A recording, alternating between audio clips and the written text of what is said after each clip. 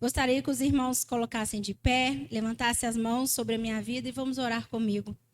Senhor, meu Deus, Pai querido e Deus amado, em nome de Jesus, Pai, estou aqui como uma oferta agradável a Ti. Senhor, como uma serva Tua. Faça, Senhor, através da minha vida, alcançar vidas dos meus irmãos. Que essa palavra seja um diferencial à vida deles e que cada um, Senhor, seja transformado pela Tua glória. Que eles recebam, Senhor, a Tua unção, o Teu poder, o Teu amor. Que eles se sintam, Senhor, abraçados por Ti. E que esse tema dessa noite, Senhor, seja verdadeiramente na vida de cada um dos meus irmãos. Amém? O tema dessa noite é ajustando-se os seus propósitos com a vontade de Deus. E eu gostaria que os irmãos abrissem a palavra em Efésios 1:9.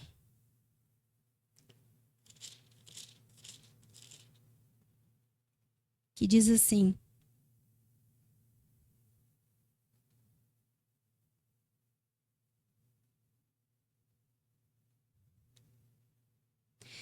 não de obras, para que ninguém se glorie. Amém? Eu coloquei uma outra tradução aqui. Coloquei esse: desvendando o mistério da sua vontade segundo o seu beneplácito. Significa conformidade ou consentimento ou autorização ou permissão de que se dá a algo que propusera em Cristo. Amém? A vontade de Deus, irmãos, ela é boa, perfeita e agradável. Com isso, nós, cristãos, temos que buscar a vontade de Deus e buscar nele a sabedoria quando estamos diante de uma decisão importante. E aí eu te pergunto se tudo o que você vai fazer na sua vida, se a gente coloca nas mãos do Senhor primeiramente, ou a gente age por um impulso. E aí, nessa noite, a gente vai começar a aprender. Se você já coloca, continua. Quem ainda não coloca, vamos aprender, porque desse jeito vai dar certo.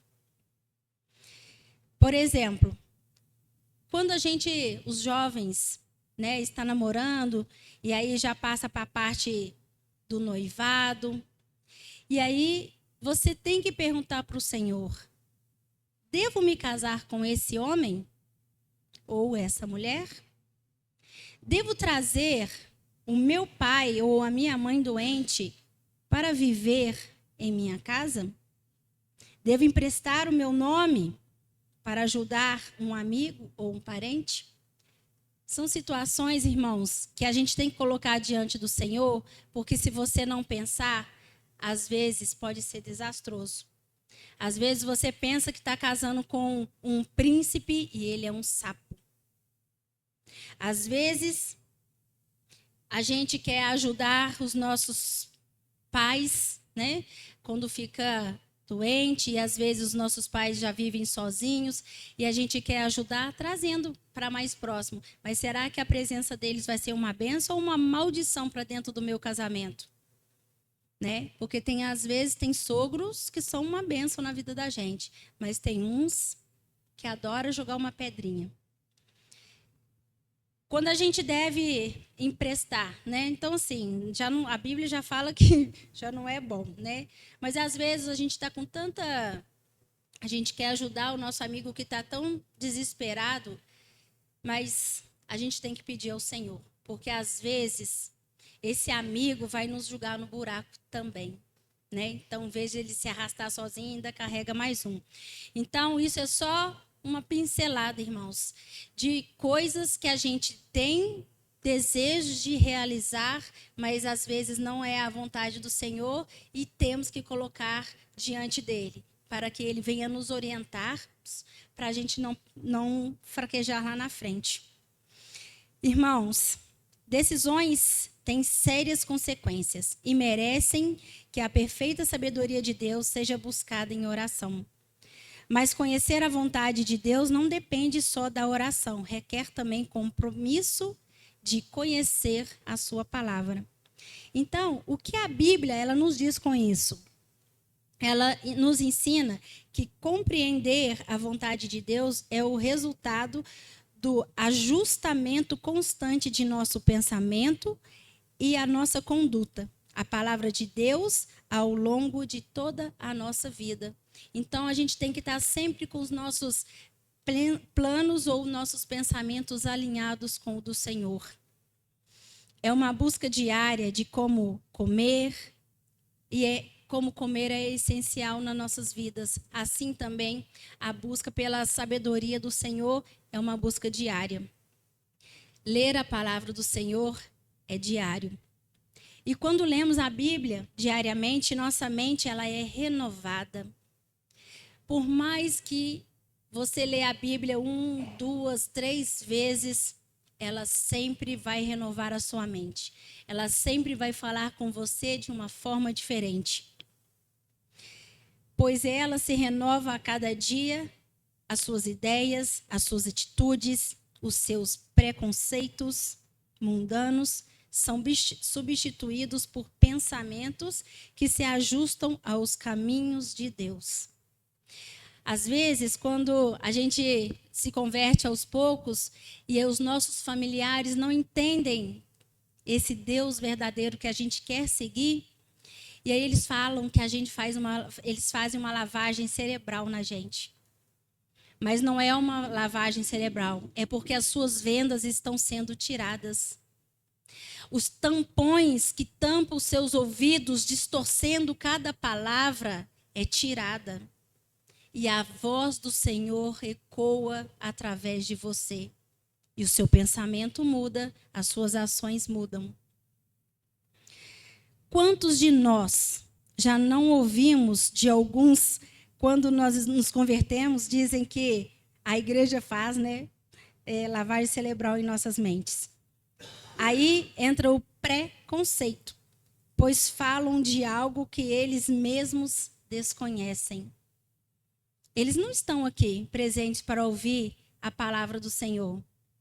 Eu lembro que quando eu fui introduzida aos poucos à igreja, eu ficava assim, eu passei 26 anos da minha vida de um jeito e hoje eu estou aprendendo coisas que eu nunca ouvi falar, porque a gente não lia a Bíblia. E assim, era diferente. E isso veio fazendo com que eu quisesse buscar mais. Às vezes eu me sentia constrangida, porque os irmãos sabiam responder certos tipos de coisa que eu não sabia. E eu sou uma pessoa que gosta muito de sempre saber direitinho o que falar, e aí eu ficava meio constrangida, meio com vergonha de eu não saber nada. Aquilo que eu achava saber não era nada. Eu não sabia nada. Pois a palavra de Deus é clara, em João 8,32, que diz assim: conhecereis a verdade e a verdade vos libertará. Amém? A verdade me libertou de uma cegueira, como libertou vocês também, que um dia eram cegos, e hoje o Senhor, a cada dia, se renova mais uma vez em nossas vidas. E com isso, irmãos, ajustar os nossos caminhos com o Criador, esse processo leva tempo e não há atalhos. A transformação não será nunca completa até a morte, pois a busca é diária e constante. O cristão que tem uma comunhão permanente com o Senhor através de suas palavras, chega a certas decisões equipados, com uma maneira de pensar biblicamente delineada, ou seja, somos moldados pela Bíblia. Então, às vezes, quando a gente vai pedir a permissão do Senhor ou colocar os nossos projetos diante do Senhor, a gente já vai equipado com o Senhor conosco, porque o Senhor já preparou aquela porta, aquele caminho para a gente seguir, e aí vai dar tudo certo. Amém? Como alinhar, então, os nossos planos com os planos do Senhor. Primeiro, oração e comunhão. Comece oferecendo ao Senhor o seu melhor, a oração pela manhã. Busque sua direção. Apresente o seu dia ao Senhor, os seus planos diante dele. Dê a ele aquilo que ele merece, que é a primeira adoração. Às vezes a gente levanta na correria, é só a gente adiantar o nosso relógio, que tudo vai dar certo e depois, irmãos, não precisa nem se preocupar com o tempo. O Senhor mesmo te desperta. Às vezes, mesmo na madrugada, a gente acorda, e eu já acordo às vezes com um louvor na mente, eu já sei que o Senhor me chama para o particular. E eu vou para conversar com o Senhor. Vou apresentar os pedidos da igreja, vou para apresentar os meus líderes, vou para apresentar os meus amigos e todos os irmãos da igreja. E agora eu comecei a dividir de em três para não esquecer de ninguém. E, em particular, pedir pela vida de cada um de vocês. O segundo é meditação na palavra. Leia a Bíblia, reflita sobre os ensinamentos, procurando entender os princípios e os propósitos, como diz em Josué 1:8, que diz assim: não cesses de falar deste livro da lei. Antes, medita nele dia e noite, para que tenhas cuidado de fazer segundo tudo quanto nele está escrito. Então farás prosperar o teu caminho e serás bem-sucedido. Amém? Então faça como foi dito aqui em Josué. Medite na palavra do Senhor, se dedique ao Senhor, e o mais ele vai fazer por você. Ele vai fazermos até prosperar, diz a palavra dele. A segunda é obediência. Não basta apenas conhecer a vontade de Deus. É preciso agir de acordo com ela, demonstrando confiança e fé. E aqui em Deuteronômios 28, de 1-2, diz assim: se vocês obedecerem fielmente ao Senhor, o seu Deus, e seguirem cuidadosamente todos os seus mandamentos que hoje lhe dou, o Senhor, teu Deus, os colocará muito acima de todas as nações da terra. Todas essas bênçãos virão sobre vocês e os acompanharão se vocês obedecerem ao Senhor e ao seu Deus.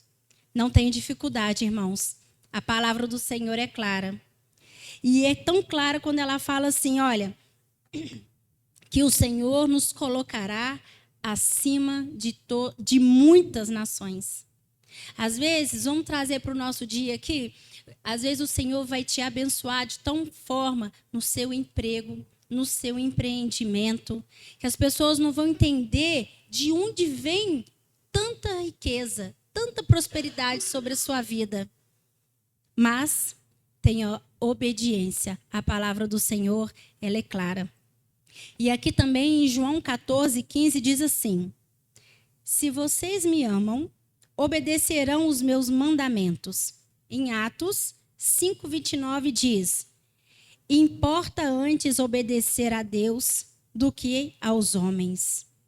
Então, vamos obedecer ao Senhor, para que Ele possa fazer prosperar em nossas vidas e que os desejos dos nossos corações sejam alcançados. Amém? O quarto é buscar o Espírito Santo. O Espírito Santo pode nos guiar e nos dar discernimento sobre o que Deus quer para nós. Em João 16:13 diz assim: mas quando vier o Espírito da verdade, porque não falará de si mesmo, mas dirá tudo o que tiver ouvido, vos anunciará e o que há de vir. Em Romanos 8:26 diz assim: do mesmo modo, também o Espírito nos ajuda em nossas fraquezas, porque não sabemos orar como convém, mas o mesmo Espírito intercede por nós com gemidos inexprimíveis. Então, irmãos, não se preocupe, porque às vezes a gente nos negligencia os nossos próprios pensamentos por, às vezes, falar, mas eu não sei orar ao Senhor. O Senhor, através do Espírito Santo, ele leva ao Senhor até os seus gemidos, até aquilo que você não consegue expressar para o Senhor, aquilo que você anseia. O Espírito Santo intercede e leva diante do Senhor todas as nossas queixas, preocupações. Amém? Então, não se preocupe. O quarto, a entrega. Esteja disposto a abrir mão de seus próprios planos e desejos, confiando que os planos de Deus são sempre melhores. Isso aqui, irmão, é muito difícil para nós aceitarmos. Porque às vezes a gente está tão cego em certos tipos de planos nas nossas vidas, que não é os planos do Senhor, e a gente intromete, a gente tenta meter o bedelho, mas não vai dar certo. Porque não é a vontade do Senhor. Não é os planos de Deus para você. E Deus quer o melhor para você. Deus não quer, irmãos, que nós caiamos. Não quer. Ele quer sempre o melhor para nós. Só que às vezes o Senhor, ele permite, é diferente.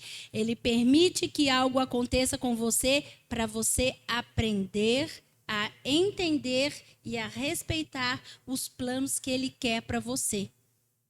Às vezes, não é os seus planos e sim o do Senhor.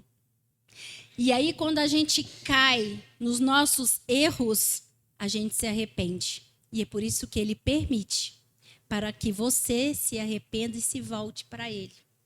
E jamais ele vai jogar na sua cara o seu erro. Jamais ele vai te responsabilizar pelo seu erro. Mas ele vai te tratar com amor. E ele vai te ensinar também no amor que os planos dele para você é melhor. Em Salmos 37, 5, diz assim: entrega o teu caminho ao Senhor, confia nele, e o mais ele fará.